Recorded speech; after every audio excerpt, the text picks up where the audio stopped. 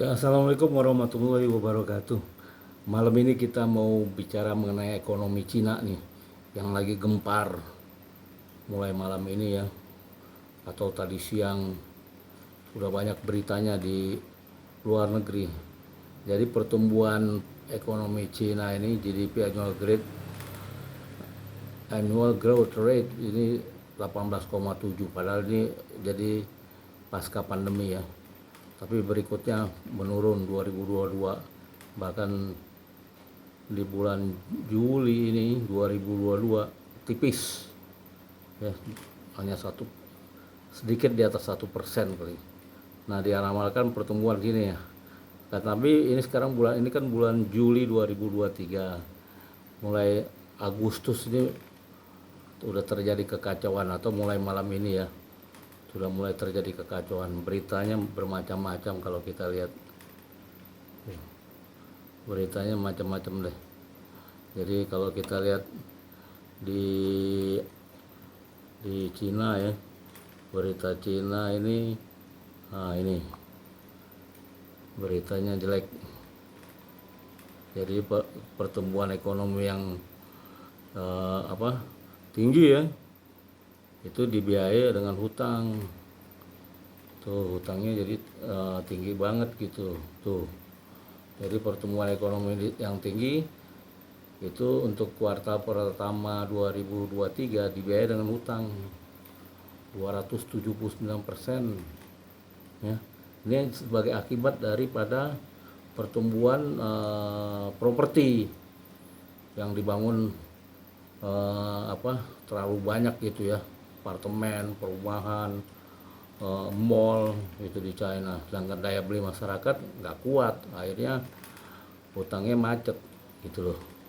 Itu seperti di Amerika pada tahun 2008 itu dua perusahaan properti di Amerika bangkrut, terjadi krisis lah di Amerika itu ya. Nah, ini sebagai kekhawatiran akan adanya krisis di Cina, itu sebagai kekhawatiran ya. Jadi beritanya jadi buruk gitu ya, China ekonomi collapse katanya. Waduh, jadi kalau ekonomi China ini menurun, slowing down gitu ya, kembali pertumbuhannya cuma 1%, ini kemungkinan akan ada namanya efek domino ya ke negara-negara lain. Karena umumnya China itu menjadi pusat industri atau ekspor impor bagi negara lain. Nah, kalau Indonesia kan ekspornya batu bara, nikel, gas gitu ya. Nah, itu akan menurun volumenya, pasti permintaannya menurun.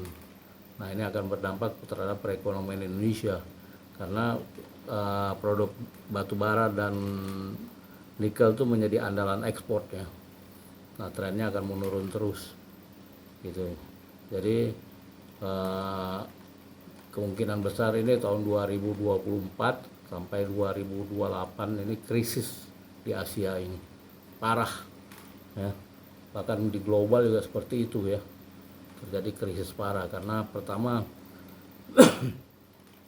tren kenaikan tingkat suku bunga di Amerika, perang di Rusia nggak tahu kapan selesainya, bahkan bisa melebar lagi tuh perang ke Korea Utara, Korea Selatan, atau kembali lagi ke Timur Tengah. Jadi tren perang itu bisa meluas ke Eropa juga gitu ya, kembali ke perang dunia kedua, dan bahkan bisa main tembak-tembakan nuklir gitu ya. Ini yang dikhawatirkan. Jadi berikutnya di Indonesia juga menjelang pemilu, itu tidak ada kepastian siapa yang akan jadi presiden nantinya, dan apakah kebijakannya akan lanjut juga gitu ya. Satu, terutama terkait dengan IKN ya. Berikutnya tingkat suku bunga di Indonesia juga trennya akan naik terus gitu. Nah, ini akan menghambat perekonomian UMKM. Jadi saat ini kalau kita lihat di daerah seperti Jakarta Selatan ya, Warung Buncit kiri kanan sepi, di Lebak Bulus sepi, Pondok Indah juga sepi, jalanan kosong gitu ya, kecuali pagi dan sore aja. Jadi yang di sini orang mulai berhemat. Jadi aksi beli gitu ya, atau konsumeristik itu udah menurun gitu, sifat-sifat belanja belanja yang tidak terkontrol gitu ya, konsumeristik itu udah mulai menurun. Jadi barang-barang yang agak mahal tuh sulit lakunya ya. Nah, sebagai akibat kepanikan di Cina, ini harga emas tuh naik tajam ya. Tuh kalau kita lihat nih harga emas itu, nah di sini nih, ini harga emas nih naik tajam, itu harga emas ya. Ini di ujung nih harga emas nih tuh, sekitar naik malam ini 1,18%. Jadi kalau di rupiah ini mungkin udah kembali ke 1 juta per gramnya ya gitu. Mungkin bisa 1.200.000 nantinya. Itu harga emasnya naik terus ini karena kekhawatiran para pelaku ekonomi atau investor di dunia itu terkait dengan kekacauan perang dan tingkat suku bunga yang akan naik terus, sehingga orang pada beli emas gitu loh ya, takut inflasi jadi beli emas. Nah ini harga emas trennya akan naik terus gitu loh. Aduh, ngeri dah pokoknya ekonomi ini. Nah kita di Indonesia yang rakyat biasa, kita harus hemat ya, tidak perlu keluar pergi-pergi kemana-mana yang tidak perlu. Nah ini akan terganggu lagi pariwisata gitu ya. Bukan orang Indonesia aja berhemat, orang India itu raja hemat, raja pelit juga, dan Singapura juga pasti warganya berhemat juga karena udah belajar dari masa pandemi. Nah, pada saat pandemi orang nggak punya tabungan, jadi berhenti kerja sebulan, udah gitu PHK, macam-macam deh, ketakutan, khawatir, akhirnya dari situ orang belajar akhirnya ya, jangan sampai terjadi lagi saat pandemi nggak punya uang, kerjaan susah, nggak tahu ngapain, pinjam kiri kanan juga nggak bisa ya. Itu kan hanya nanti siklus akan berulang lagi itu kasus-kasus seperti itu. Jadi kita harus berhemat, kalau nggak penting-penting jangan pergi, mendingan di rumah nonton YouTube gitu loh, lihat bahasan YouTube itu sama aja gitu ya. Dan AC juga nggak perlu jangan dihidupkan gitu loh. Jadi harus benar-benar super hemat.